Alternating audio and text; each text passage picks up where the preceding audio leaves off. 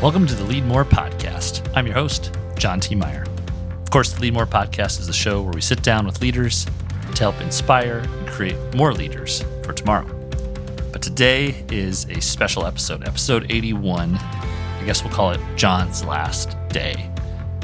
My original plan for this week's episode was a sort of look back, leadership lessons, things learned from 10 years building a company. If you remember, I've talked about it a couple times this year. In 2021, I sold, Amy and I, my business partner, sold our business Lemonly. And part of that deal included a 1-year transition to make sure the team was in a good spot, to make sure we hit our revenue targets, to make sure that all the lessons and knowledge wasn't trapped in one person's mind and was passed on. And we did it. We did all those things, and we did them really well. And so I was going to reflect on that episode. But last Friday, on my last day at Lemonly, what I wasn't expecting is a huge surprise party full of lots of hugs, tears, and a live podcast. So on this episode of Leadmore, we're switching things up. You're going to hear from a different leader who you often hear from but doesn't share as much, which is me. So one of our longtime Lemonheads, Tess Thompson, ended up taking the mic. She was the host, and my Lemonly team submitted questions that they wanted to ask me. We chose they chose three categories of Lemonly, leadership, and life. So this is a live edition at Lemonly HQ on Main Avenue. So you're going to hear some laughs. You're going to hear a few side comments. It's kind of fun. It was an emotional day. So I'm sort of all over the map. I think I get most of my points across, but you're going to hear me in my most probably vulnerable, most transparent. I'm a pretty transparent person. But I figured, heck, let's just post this. It's better content. It's more compelling. And you're going to hear something that you've never heard before here on the Leadmore podcast. So with that, I'm going to give it to Tess. Here we go. Hi, everyone. Welcome to John's Last Day, the show where we talk about John T. Meyer and his life and lessons over the past 10 years of Lemonly. Because the world needs more leaders like John T. Meyer. So we're here to talk to the man himself. Today is a very, very special, bittersweet day and quite a historic day in Lemonly history. It's our beloved CEO, John's last day. We are sitting at the stadium stairs. It is December 17th, 2021. It's a chilly day outside. It's snowing in Vancouver. And we are nestled here at 230 Main Square, the second home of Lemonly. And we've got the whole Lemonly team here in the office and dialed in. Hi. How are you doing? I'm good. It's different being on the other side of the table here. Okay, good. So a big part of planning today was making sure that we had quality time together. So fun, reminiscing on some old photos, laughing a lot, maybe a few tears here and there. But the main goal of today was just to enjoy one another's company. And we know that you really love to capture and share stories and memories through your own podcast. And we thought it would be really special to have our own Q&A with you and have this recorded for you to look back on as a moment in time to see how you've grown, the people who were a part of your journey, and where you were at this exact moment in your life. Perfect. So we are going to do just that. We have a variety of questions. As I said, we've gathered questions from the whole team. I have a list of those that we formatted into some fun categories, and then similar to your Leadmore style, we have some fun rapid fire at the end. Okay. I obviously will be asking the questions, but I want to make sure that if people have follow-up questions, if you think of a question on the fly, yell it out. Is it recording? It's good. On your side? Yeah, we're good. Perfect. Okay. Yep. Awesome. Cool? Yeah, let's do it. Okay, let's dive in. So our first category is Lemonly. I think it'll be okay. Okay, we're going to start pretty easy with what's your all-time favorite project Lemonly has completed? Okay, let's see. So I always say for the story, I say signing the MLB contract because I wanted to be a Major League Baseball player since I was a little kid. For impact, I always loved the 9/11 annual reports. We did those for 3 years, I believe. I think the Pension Pursuit video series is one of the coolest things we've done. I love that piece. And then I think just Marriott is near and dear to my heart for how many different people got to do it, how many different styles. When people come in and we take the tour, they always love those, because you find your favorite places. And I feel like I don't know what the designers would say, but we all sort of grew up working on Marriott in many ways. Very cool. Good projects. If you could change one moment of Lemonly history, what would you change? Whoa. I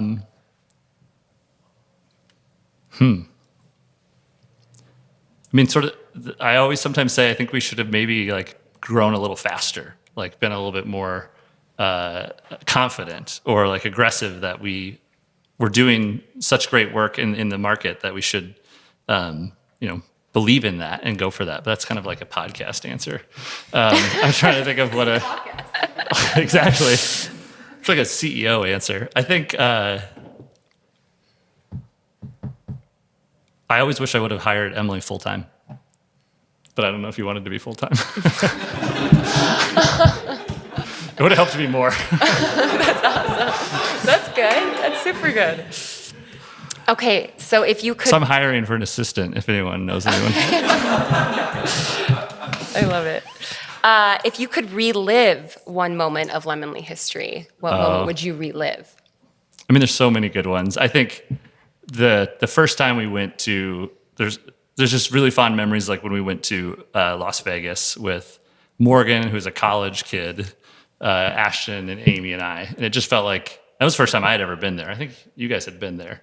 And they sort of showed me the way in Las Vegas. Oh boy. We'll leave it at that. But that was, I mean, I think one thing that I say, we'll never be able to like capture the magic of Lemonly again, because we all just like grew up with this thing. So what's super cool is I feel like the team is the best it's ever been right now. And I've told that to ClickRain. So like the foundation is just for the next decade is so good. But yeah, there's just like some very sweet memories to those early days. So. And that's our... No, I'm just kidding. It only took 3 questions. I know. Well, we'll get into it. What are you, I mean, you, I guess, said this maybe, but what are you most proud of from your time building Lemonly? Yeah, definitely the people. I have a doc, I forget, I didn't update it with Chanel, I think, but I think something like 43 people, no? Yeah, I think like 43 people have worked at Lemonly, which seems high for our 18-person company. But I just still feel so fondly about all those people, like the people who have left, the people who someday will leave, the people who will come. I told Emily in her thank you card, I'm glad that she got to be the last person I hired. I think it was a good one. And so I always talk about like the coaching tree of Lemonly, which isn't, because of me, it's because of everybody else. But like 10 years from now, what we look back on and like, I want to be most proud of the things that people are like, yeah, I started at Lemonly. Mm-hmm. Or like Lemonly taught me A, B, and C, and then they go on to start companies or take leadership roles in other places. So one thing I told Nick earlier today in his review was, I think I really wanted to make sure this year, like the things that make Lemonly special were safe and protected, and I think we did that, and ClickRain gets props for that too. But I also want to tell you guys that like 12 months from now, I think it should be a different company. Like I hope that it looks a little bit different, and I think that would be because we have new leaders and everyone else is growing and getting better every day. And so I think like giving you permission to keep changing it and making it different. Mm-hmm. That's awesome. Do you have a single favorite day at Lemonly? That's hard. Moving into this office, I don't remember like the actual first day, but that was the day that it felt like, or I remember like when the sign went up.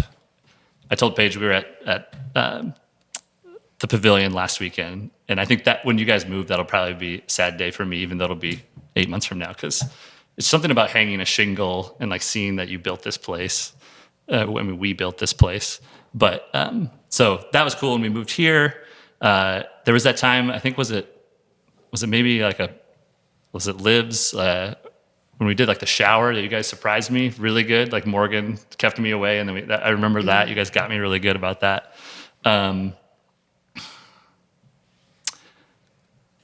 I think like Monday mornings are my favorite days at Lemonly, which I know is super cheesy, but like doing that all call each week, I think that's what I'll probably miss the most. Awesome.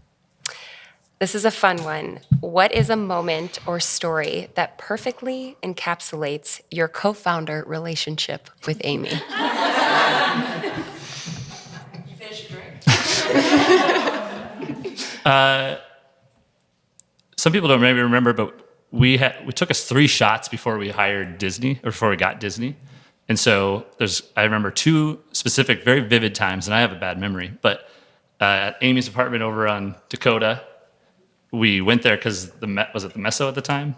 Like the Meso Wi-Fi was not very good at a co-working space. So we went to Amy's apartment and like propped up, and like Neville was like crawling over us, and we were pitching Disney to get a project. We didn't get it the first time, but like it was just sort of like, it totally encapsulates, I think, Amy and I, and how we thought about this company of like, we'll just do whatever it takes and we'll just figure it out. Like, I'll do this part and you do that part and we'll make it work. And then Your Wi-Fi was spotty too. was it? It wasn't great. Okay. Just ask around.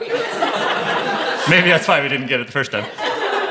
And then the second time was at a hotel in New York City, and we did the same thing, like super scrappy. And then eventually, of course, we got Disney and got to work with Disney a couple times. I think for both of us as sort of like, I mean, she's the actual artist, but Disney nerds and just kind of creativity people, that was like a big get when we got Disney. Like, I felt like that was a box check that you could always, like you always had that badge once you got that.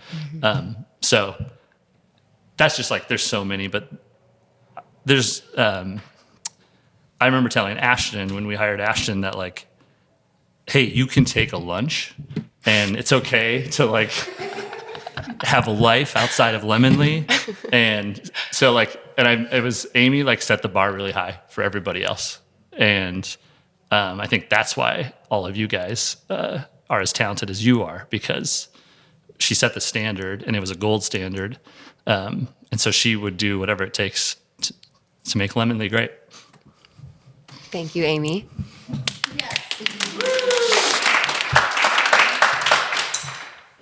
Okay, do you have any superstitions or rituals related to giving talks, sales calls, pitches? I went a little lighter. Sure, yeah. Actually, no, not really. And I probably... Do it the night before.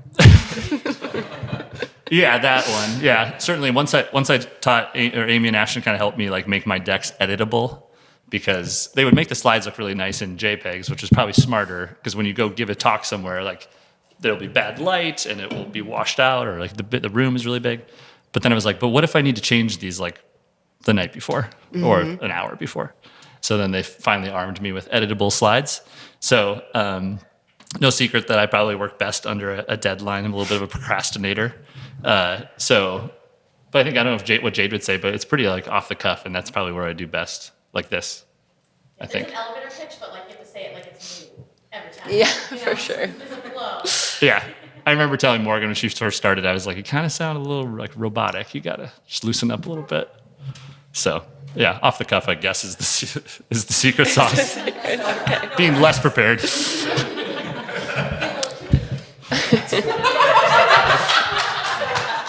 What? I said be 2 minutes late, just like pad. Yeah. Don't ever let him. When we went, COVID world, I set my Zoom settings so you can't join the room until I let you in, because I didn't want people waiting for me Sure. to join. That's awesome. All right, favorite Lemonly retreat memory. Wow. Lots to choose from. So many. I mean, like, just little small images, like Ian Blue pulling out the wine at Black Hills stands out as a memory. That bar restaurant in Crofton, I just remember that was like a really just kind of kitschy place that stands out in my head.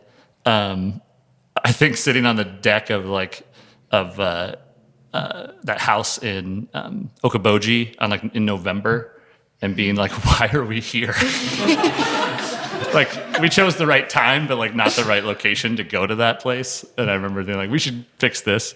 And so, I mean, they keep getting better, but each one, I suppose my answer will be this another CEO answer, but like the individual conversations with folks. I was just telling, I can't remember, Allison yesterday, like I felt like I learned so much more about Carly's sense of humor at this retreat, and she's hilarious. Or like the car ride back home this year with Nick and Nick. We got like super deep into everything in life. It was just like super delightful. And I think it's pretty rare. I mean, some of you will someday work somewhere else, or you have worked somewhere else, that people truly do actually care about their colleagues this much. And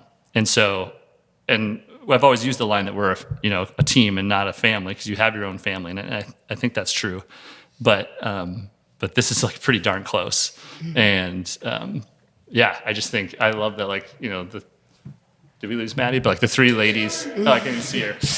Like they're like in each other's weddings, and like people, I mean, Morgan and Amy, like people really built real friendships here. I think that's pretty rare. Very rare. That's awesome. Who is your favorite Lemonhead? I'm just kidding. That's not a question. I'm just kidding. Just kidding. Okay, last Lemonly themed one. What lessons from founding and leading Lemonly do you want to repeat if/when you build another team? Yeah, I got to write this blog post, but I think little things, do the little things that matter, like that, the little details matter. Let people like ask for forgiveness instead of permission. I think that thing truly worked for us. I think everybody embodies like the better everyday philosophy, but I think that seems to work. It'll always have some sort of design element. I think design and creativity make things credible and authentic, and storytelling. Like, so even if it's not a design agency, which contractually it cannot be,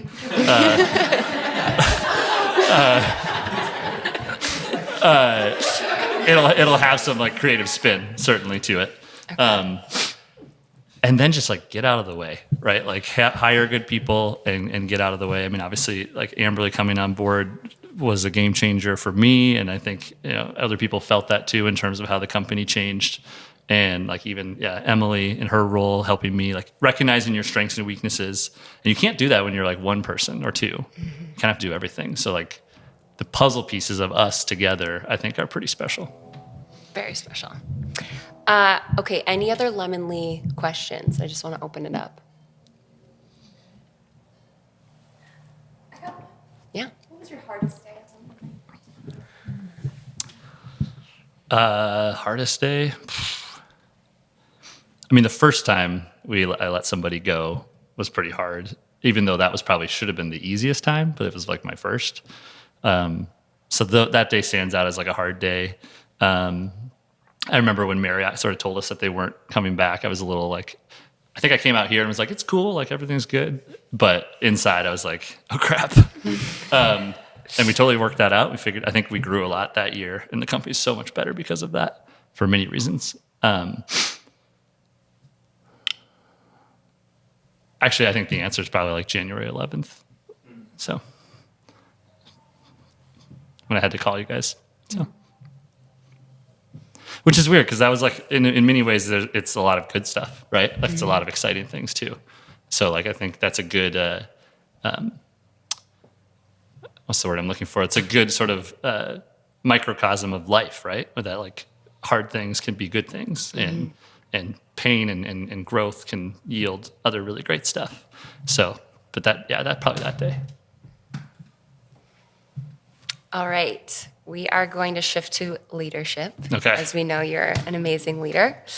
What have you learned from 80 plus episodes of the Leadmore podcast? John T. Meyer. So we talk about how people are often like nudged into leadership. I think I was probably a kid who wanted to like be involved and be out in front, but I didn't think I'd ever lead a team like this, that's for sure. So, Amy just went with me, and we kind of went with the idea, and Lemonly and even our clients just kind of pulled us to where we are today. So I think that's a thing. Certainly we say that everybody can be a leader, and everybody in this room has been a leader at Lemonly at one point or another, and will be again. And so that's another lesson, that leadership is sort of like it's got sort of this kind of like ebb and flow thing to it. You don't have to have the title. There are moments when you step up and lead, and then maybe, go back and follow. But I think the one I'm probably trying to work on the most is like really good leaders are good listeners. And I think that's a big theme from the show. So I think I do pretty well, but I maybe sometimes talk too much too. It's okay. How do you work best with others? So positivity is my number one strength. Me and Kelsey, I think you have that one too. And then maximizer is my second. And so I think I work best with others by pumping them up and then saying, hey, together we're going to do this. Like, you're really great and you're going to do this and I'm going to watch you do this. And nobody laughs. So I had to. I sold this rush project and you're going to do it and it's going to be great. It's going to be great and you're going to love it. And then I'm going to illegally give you $500 cash because that's what I charge for the rush fee, so I'll just give it to you. But we won't pay taxes on it because I didn't know you're supposed to. There's a lot of that, Amy and Ashton probably. But yeah, I think that's my best thing. And actually, not that anyone really cares, but that's probably my hardest thing in thinking about what to do next is if you start over, I have to go back to the days of like taking the checks to the bank and there's sort of like a glorified like time of that era, but like also a lot of things I wasn't that good at. And I felt like I hit my stride when Lemonly got to like 10 employees. And so if you start a new thing, you're not probably 10 employees most likely. And so that part I'm trying to like grapple with in my head, but. Okay. Who are leaders that have inspired you or helped pave the way for you? Yeah, good one. Gosh, and I ask everyone else this question. This was intentional. Yeah, so I think of leadership or like mentorship as like an up and down thing. Like because we're always moving and growing, and so there are people kind of ahead of us. I think the best leaders are usually actually just a couple levels ahead versus like saying Obama, right, or someone like that. But someone else gave this answer recently, so I'm going to kind of cop out. But I think the team, your followers, or I don't love that term, but like the people you lead make you a better leader. Mm-hmm. I mean, like Nick has pushed me to think in new ways, and conversations around like content or creative ideas with Amy and Maddie, and thinking about processes, the way that the PM team built our whole like automation stuff. Like I just sent you guys, and you guys changed our business in many ways. And so I think that makes you adapting toward the people that you are serving as a leader, I think make you a better leader for sure. Because then I think the answer of people that inspire you, to me, it actually is very like, it's a long list that kind of ebbs and flows. Like this month, this person really inspired me, or I read this book and that person really inspired me. And then a year later or next month, it's a different person. So I feel like kind of collecting, that's why I like the show, is I kind of collect things from each person on the show and try to compartmentalize it and use it. Yeah, very fun.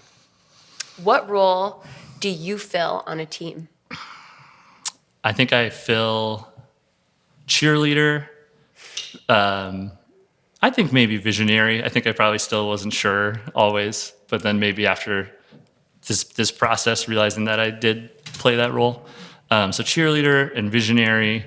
I don't think like tactical coach, this is top of mind today, but like maybe not like, I'm not going to teach you guys how to do your jobs better, but maybe teach you how to interact with each other or the client, or maybe we could say it this way or ask them this question.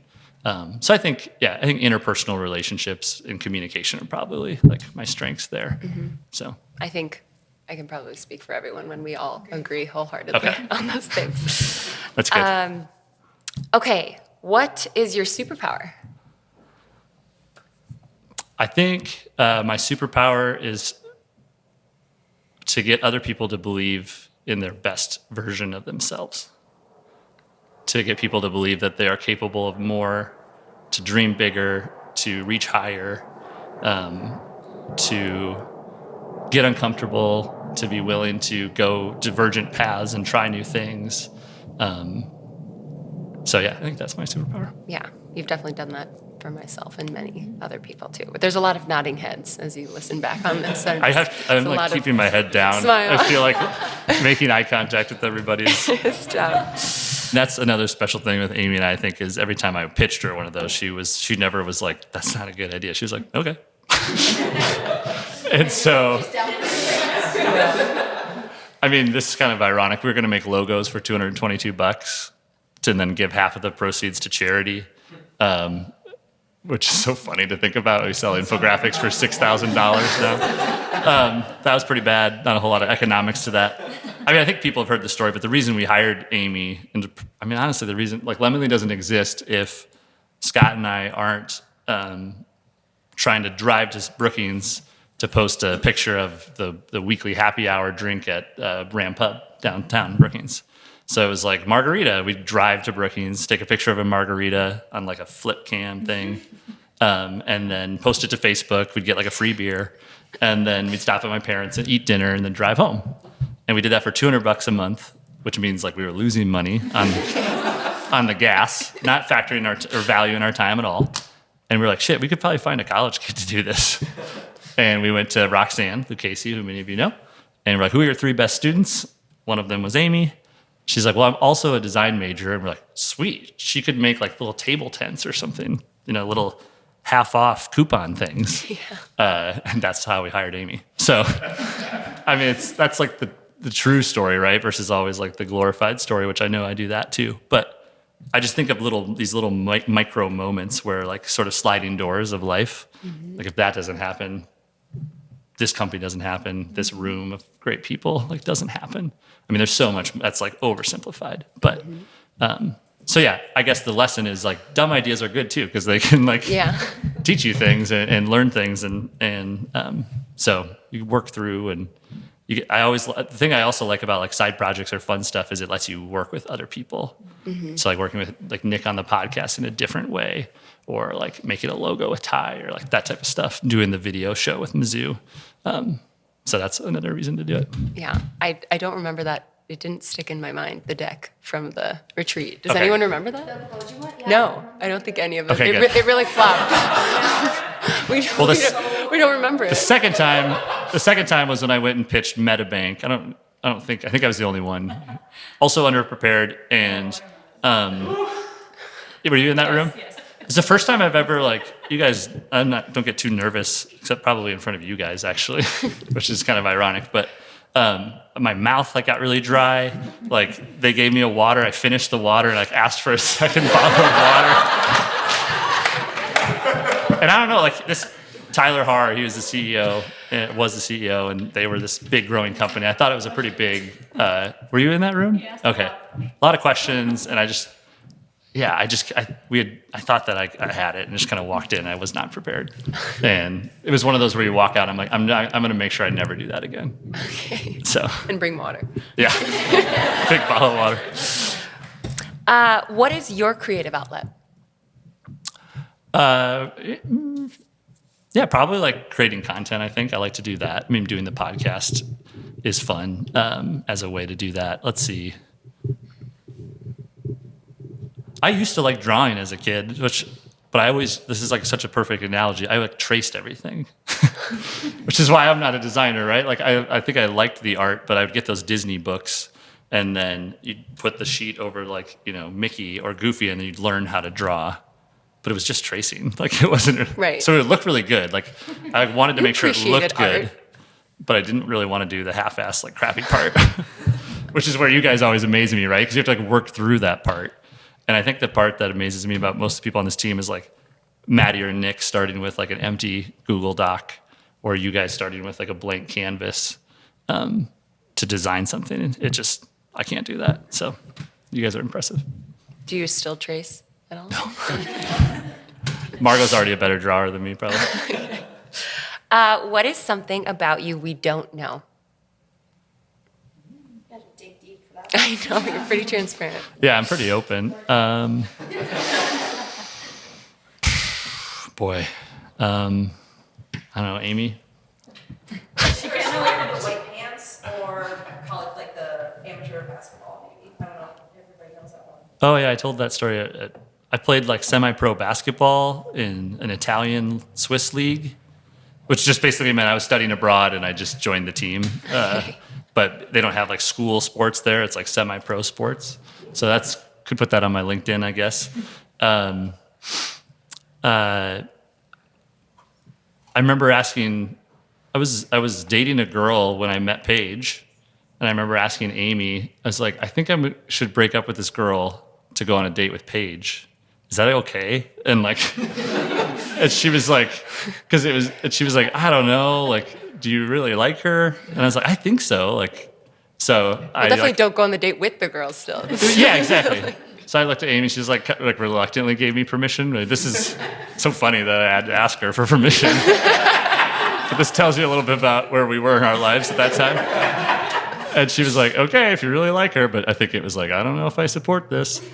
So thankfully it worked out because got a wife out of the deal. So you probably didn't know that.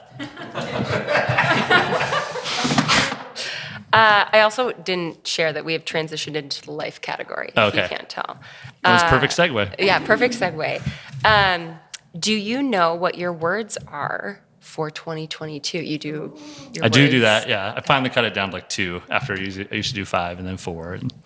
And, no, I haven't done that yet. Okay. So that's not a great answer, but I just feel like I've really been taking this whole process like one day at a time because I just am not ready to. So that's why I'm like, I get to come back on Monday. And so like Wednesday was my last L10 and then Monday is my last Monday call. And so the holidays will be a nice buffer. I don't think it'll really sink in until probably January when I don't join those calls. But at that point, hopefully I'll reflect and this will be good. Okay. Any questions that have come up in people's minds? All good? Okay. So as you just mentioned, we lied a little bit at the beginning of this podcast. This isn't actually your last day. And I know that you are a little tired of the what are you going to do next question. Sure. So our question is, next Tuesday is your last day. Yeah. What are you going to do on Wednesday? So I'm picking up Margot from school and probably dropping her off too. It's her last day. Or no, it's Tuesday last day. Liv, I'd have to take Liv to school on Wednesday. This is perfect. Yeah. This is perfect. One day at a time, right? One day at a time. I think public school parents, Tuesday, yes, thanks, Brett. So just taking Liv. I'm not taking Margot.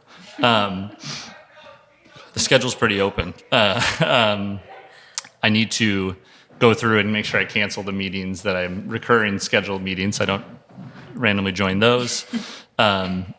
And then I guess the whole Christmas like festivities. So I have all these like things I want to do, right? Like I'm going to get super fit and I'm going to do this and I'm going to clean our house and I'm going to become a minimalist and then I'll get to like April 1st and I won't have done any of those things. It's okay. John, what do you want your legacy to be? Oh, geez.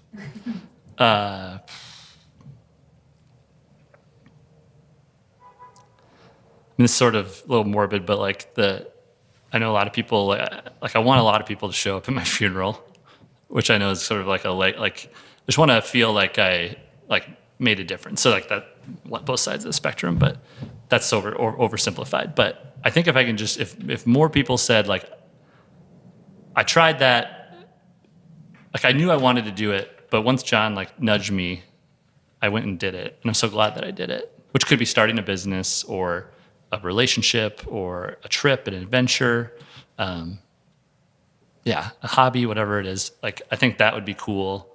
Like being an instigator of change is really incredible because then you get to just sit on the sidelines and watch people chase their dreams. So that's probably a better answer than like a lot of people at my funeral or I want to make the difference or world peace. I just want people to be like, oh, I'm so glad that he was in my life. And he kind of nudged me. Simple as that. For sure. Yes. That'll be it, for sure. Okay. No doubts. Okay, some rapid fire. Okay. You ready? What 3 books should every Lemonhead read when they start at this company? All right, Atomic Habits, right? We'll make you read that. Probably Radical Candor. I think that we really embraced that. I feel like we did that before I read that book, and then I read that book, and it was like, oh, this is what we do really well. Maybe sometimes too radical candor, but and then a third one, more tactical, but I think related to Lemonly. I think the Story Brand book, Donald Miller's Story Brand book, is really good, and we do this well, right? So I tell people the premise of that book is that the company client, insert client, insert brand, you are not the hero. Your customer is the hero, right? So they are Luke Skywalker, you are Yoda. Right? Be the guide, not the hero. and they talk through the core elements of a story. And I think it's cool that like, I don't know what this company will look like in 5 or 10 years. I hope it looks different. But we really struck something with this idea of telling stories through visuals, because one thing we do know is that people love visuals and we learn through story. Like that's never going away. So that's like really exciting because I think we're in a sweet spot there. Like we may be kind of niche and a boutique agency, but you guys have this blueprint to like change it however you want, as long as we sort of like still design clarity and tell stories with visuals. So that's really cool, I think. And so, yeah, those books probably check those boxes. All right. What's an adventure you want to take? I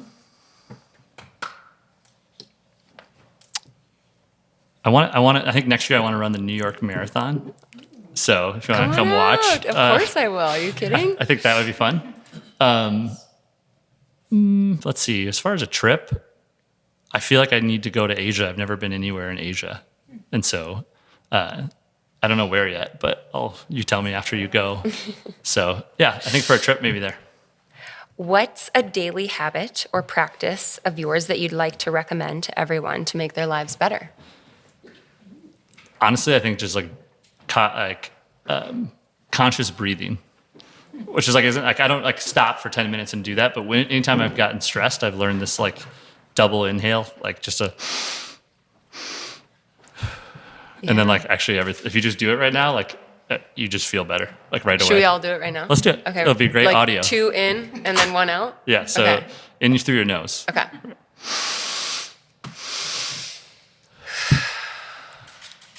Right?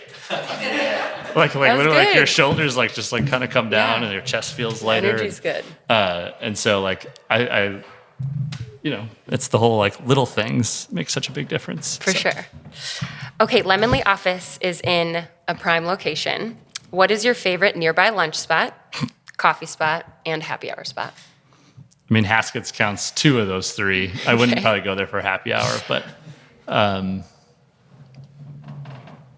happy hour.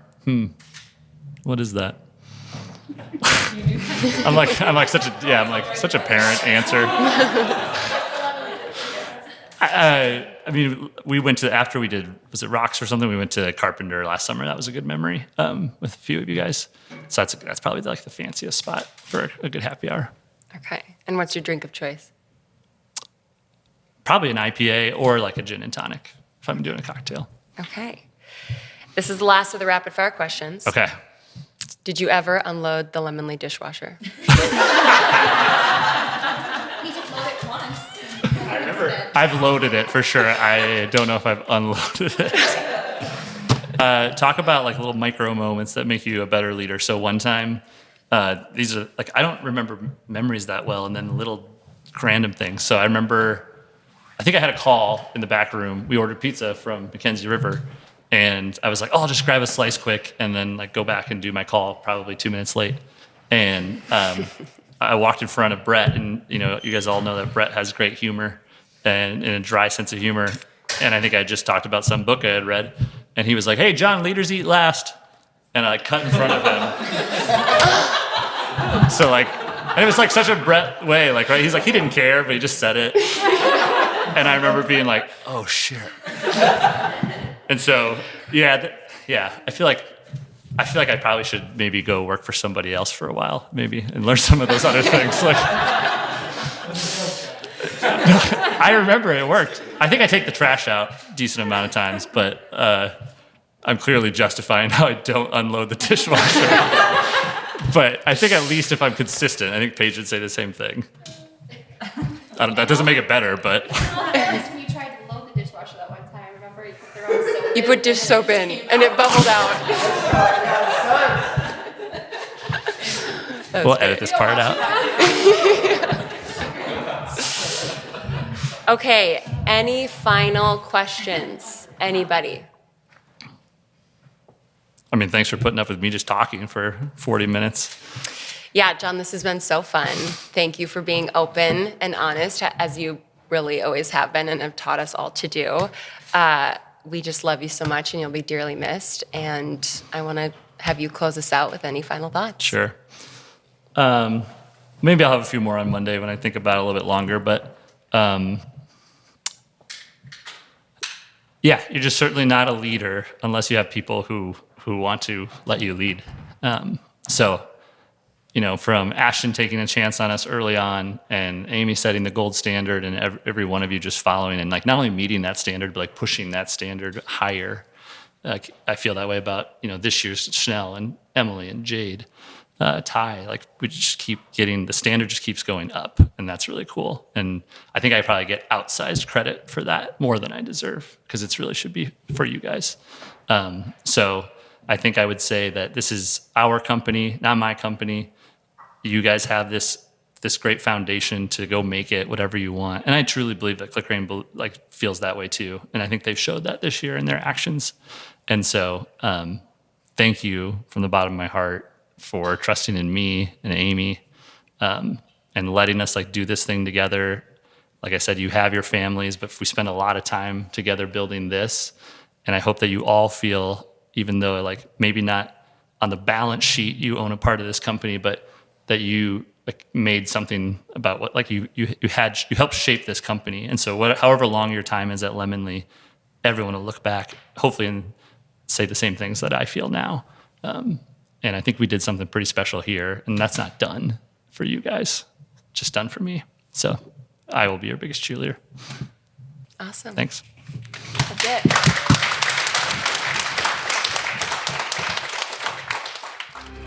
All right, and that's it for this very special edition of the Leadmore podcast. Thank you for listening. Thank you for all the support. Besides, of course, the team members, first and foremost, Amy, my co-founder, just so many people involved in making this 10-year journey possible. I'm so incredibly grateful, and hopefully I expressed that appropriately on that episode, but there'll be many more thanks to give. So remember, we drop new episodes of the Leadmore podcast on Thursdays, but that's going to change a little bit. So next week's episode 52 of the year, we're going to have a few announcements. It'll be a little bit of a look back on the Leadmore year, as well as a look forward to Leadmore 2022. So don't miss that one next week. That'll drop again on Thursday, and you can find these wherever you listen to podcasts. So subscribe on Apple, follow us on Spotify, and if you get a chance, leave a review. Love to hear from you. So thank you if you're listening to this, this week. Have a very, very happy holidays, a Merry Christmas, Happy Hanukkah.